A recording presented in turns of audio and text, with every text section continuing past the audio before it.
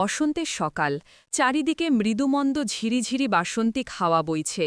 কতই বা বেজেছে, 10টা কি 11টা, তবুয়া মাথার ওপর চলছে সূর্যের তাণ্ডব নৃত্য।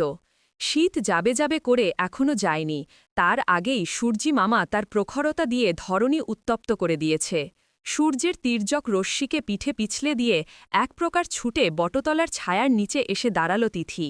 ওখানে তেয়ুং আর নিশিও ছিল। কিরে, এভাবে ছুটে এলি কেন, কিছু হয়েছে? তার স্বরে জিজ্ঞেস করে নিশি। তেউংও প্রশ্নসূচক দৃষ্টিতে চেয়ে আছে। তেউংরার ভার্সিটি জয়েন করার পরে পুরো বাংলা ডিপার্টমেন্টের মধ্যে এই দুটোই বন্ধু জুটেছে ওর।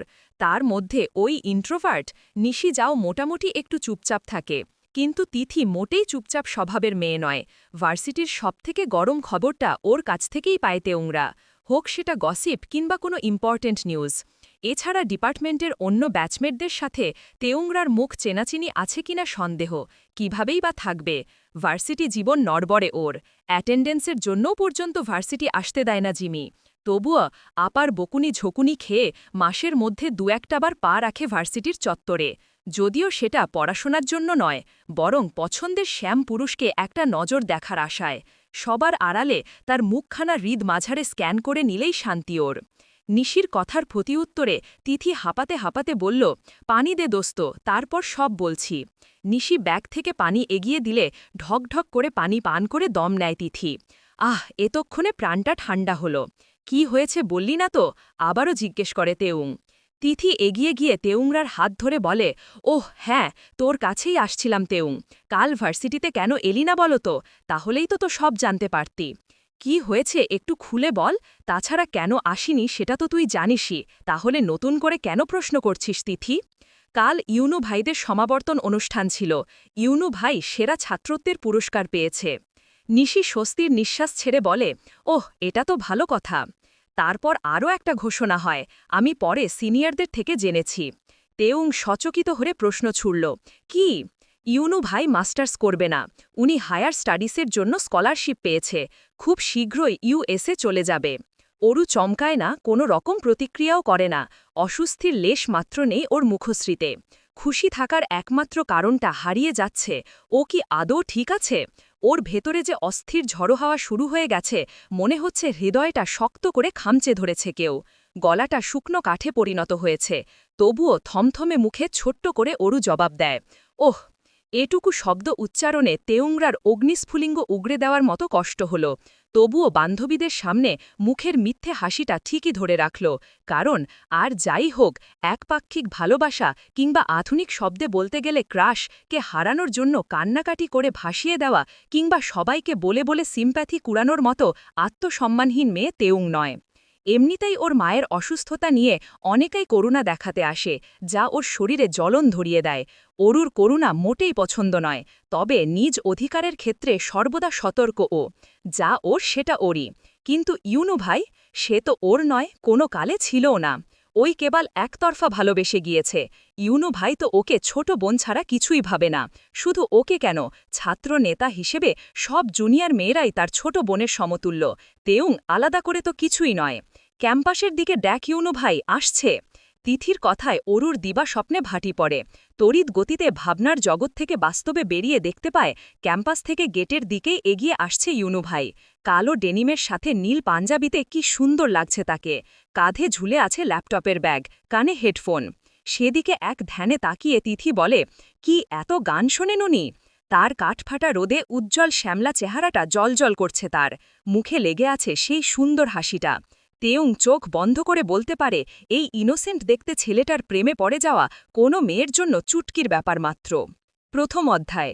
ইউনু ভাই ওদের সামনে আসতেই সবাই একযোগে সালাম দিল তাকে, সিনিয়র বলে কথা। সালামের জবাব দিতে ইউনুও একটু থামল, সামনে না গিয়ে ওদের দিকে কয়েক কদম এগিয়ে আসল। ইউনু ভাই ওদের দিকে আসছে দেখে তাইহেং নিশির পেছনে গিয়ে গুটিসুটি হয়ে দাঁড়াল। কেটে ফেলা ডগার ন্যায় কেমন নেতিয়ে পড়েছে ওর শরীরটা। আরে অরোরা না? ইউনু ভাইয়ের আক্ষস্মিক সম্বোধনে ধরা পড়ে যাওয়া চোরের ন্যায় হুড়মুড় করে সামনে তাকায় তাইহেং। হ্যাঁ সূচক মাথা ঝাঁকিয়ে বলে, জজি ভাইয়া। ভালো আছো তো? এখনও আর রাস্তা পার হতে ভয় নেই তো? কি সুন্দর অমায়িক কথার ধরন, আরও একবার হোঁচট খায় তাইহেং। ইউনু ভাই কিছু জিজ্ঞেস করছে তাইহেং, উত্তর দে। তিথির ধাক্কায় সম্মতি ফিরে পেল তাইহেং। তারপর হ্যাঁ না দুদিকেই মাথা নাড়াতে থাকে। আসলে কি করবে কি বলবে ও কিছুই ঠাহর করতে পারছে না। ওর অবস্থা দেখে নিশি তিথি দুজনেই অবাক। যে মেয়ে কাট কাট কথার জবাব দিতে ছাড়ে না, সে কিনা ভেজা বিড়ালের মতো আচরণ করছে। জুনিয়ররা সংকোচ বোধ করছে দেখে নিখিল আর দাঁড়ায় না। সকলকে বিদায় জানিয়ে তাড়াহুড়ো করে জায়গা ত্যাগ করে। ইউনু চলে যেতেই নীলিমা তেতিয়ে ওঠে। স্টুপিড একটা, এটাই শেষ সুযোগ ছিল। ইউনু ভাই নিজে এসেছিল, আর তুই কি করলি? হাবলার মতো উত্তর, দক্ষিণ পূর্ব পশ্চিম মাথা ঝাঁকিয়ে গেলি? তাইহেং জবাব দেয় না। এই মুহূর্তে কথা বলতে ইচ্ছে করছে না। মাথাটা ভন ভন করে ঘুরছে, গলাটা নিম পাতার মতো তেতো হয়ে এসেছে। চারিদিক ফাঁকা ফাঁকা লাগছে, হয়তো প্রেশার ফল করেছে। কয়েকবার চোখের পলক ফেলে অস্ফুটেই তাইহেং বলে, ভাল লাগছে না, বাসায় যাব, আমাকে একটা রিকশা ঠিক করে দে না তিথি। চলে যাবি মানে অ্যাটেন্ডেন্সটা অ্যাটলিস্ট দিয়ে যা। নিশির কথায় তাইহেংয়ের ভেতরের তেতো ভাবটা বেরিয়ে এলো, মাথাটা ঝাঁঝিয়ে উঠল। তাইহেং চটে গিয়ে বলল, বলেছি তো বাসায় যাব। শরীর আর মনের একরাশ অসুখ নিয়ে টলতে টলতে কৃতিক কুঞ্জে এসে পৌঁছেছে তাইহেং। বিশাল সদর দরজা ঝনঝন আওয়াজ করে খুলে ভেতরে ঢুকতেই আরও বিরক্ত হয়ে যায় ও। মামা, মামি আর একমাত্র মামাতো ভাই কিম কাই ওরফে কাই এসেছে। তাইহেং আর জিমির জীবনের এত এত ঝামেলার মধ্যে উটকো ঝামেলা এই পরিবারটা। কথা নেই বার্তা নেই, যখন তখন এসে হাজির। আসবে তো আসবে, একটা না একটা ঝামেলা পাকিয়ে তারপর বিদায় হবে। কিম সুকজিন যখন সুস্থ সবল ছিলেন, তখন দিন রাত আগমন ঘটত এদের। 3 বেলা ফ্রিতে রাজকীয় খাবার আর মহলের নরম গদিতে আরাম আয়েশ করে একটানা 10 দিনও কাটিয়ে দিত। বাড়ি যাওয়ার নাম গন্ধ পর্যন্ত নিত না। তাইহেংয়ের মামাতো ভাই কাই এলাকার পাতি মাস্তান, যার দরুন তার ছেলেপেলেদেরও নিয়ে আসত একমাত্র ফুফুর আলিশান বাড়িতে। তাইহেং আর জিমি এসবে বেশ লজ্জিত হতো। যত যাই হোক, তাদের তো এভাবে আরেকজনার অন্ন ধ্বংস করার কোনো অধিকার নেই। একমাত্র ভাই ভাবি বলে কিম সুকজিন তেমন কিছুই বলতেন না। জিমি তাইহেং একটু গাইগুই করলে ওদেরকেও চোখ পাকাতে নাড়ালে। সব কিছু এভাবেই চলছিল, কিন্তু কিম সুকজিন একেবারে বিছানা সজ্জায় চলে গেলে মামা মামির আসল রূপ দেখতে পায় তাইহেংরা। আপন বোনকে দেখা তো দূরে থাক, গত 1 বছরে হাসপাতালের গণ্ডি অবধি মারায়নি ওদের মামা। বরং দুদিন পর পর বউ ছেলেকে নিয়ে এ বাড়িতে এসে অনুকে মানসিক অশান্তিতে ভুগিয়েছে দিনরাত। তাদের কথা একটাই, বাবা নেই, মায়েরও গ্যারান্টি নেই। আজ বাদে কাল মায়ের কিছু হয়ে গেলে ওদের 2 বোনের কি হবে? আজ বা কাল এ বাড়ির ছোট সাহেব ঠিকই ফিরবে, তখন তো 2 বোনের কোনো গতি থাকবে না। তাই এখনই যদি তার একমাত্র সুযোগ্য পুত্র রেজার সাথে অনুর বিয়েটা হয়ে যায়, তাহলে একটা কুল তো হবে। আর যাই হোক, নদীতে তো আর ভেসে যেতে হবে না। তাইহেং বুঝে পায় না, এত বড় দুনিয়া থাকতে ওরা নদীতে কেন ভেসে যাবে? কি অপরাধ ওদের? জিমির রাগের ঘট এমনিই পরিপূর্ণ, এসব শুনলে আরও বেশি মাথা খারাপ হয়ে যায়। চেঁচামেচি করে বাড়ি মাথায় তুলে ফেলে সে। বিপরীতে মামির গা জ্বালানো কথা তো আছেই। এক কথায় এরা বাড়িতে পা রাখা মানে ঝামেলা আর অশান্তি। তাইহাং হলরুমের চারদিকে চোখ বোলায়। অনু কোথাও নেই। তার মানে আপা এখনও হসপিটালে। যাক, ভালোই হল। ওর মামি ডাইনিংয়ে বসে আঙুর চিবুচ্ছে। রেজা কাউচে বসে পায়ে পা তুলে টিভি দেখছে। মামা আপাতত আশেপাশে নেই। তাইহাং সবটাই দেখল, তারপর না দেখার ভান করে দোতলায় পা বাড়াল। 2টো সিঁড়ি মারাতেই পেছন থেকে ডাক পড়ল মামির। কিরে, দেখলি আমরা এখানে বসে আছি, তাও ঢ্যাং ঢ্যাং করে অঙ্করেও চলে যাচ্ছিস? মামিকে চোখে পড়ে না নাকি? আর আমার বৌমা কোথায়? তাইহাং চোখ খিঁচে বন্ধ করে নিল। এটারই ভয় পাচ্ছিল ও। অনেক প্রশ্ন করেছেন আমি, এক কথায় উত্তর দিতে হবে, কি বলা যায়? তাইহাং পেছনে ফিরে বলল, মাথা ব্যথা করছে মামি, একটু ঘুমাবো। আর আপা হসপিটালে মায়ের কাছে। করে নে, আরাম আয়েশ যা পারিস করে নে। আজ বাদে কাল বাড়ির মালিক ফিরলে তোদের তো ঘাড় ধরে বের করে দেবে।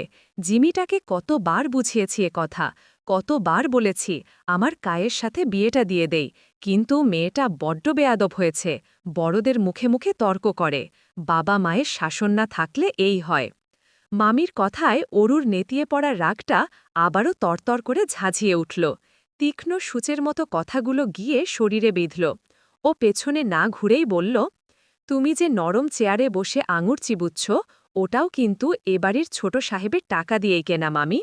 তাছাড়া কিম নামজন চৌধুরীর অবর্তমানে আমার মাই কিন্তু জেকে গ্রুপের গভর্নিং বডির চেয়ারম্যান। ওর কথায় একটা তাচ্ছিল্যের হাসি খেলে গেল অরুর মামির লোখে। মনে মনে বললেন, এইটুকুনি মেয়ে ভালোই খই ফুটেছে মুখে। তারপর শত্রুকে পাল্টা তীর নিক্ষেপ করার মতো করে বললেন, হতে পারে তোর মায়ের অধিকার আছে, কিন্তু তোদের দুবোনের তো কোনো অধিকার নেই, তোরা হলি কচুরিপানা।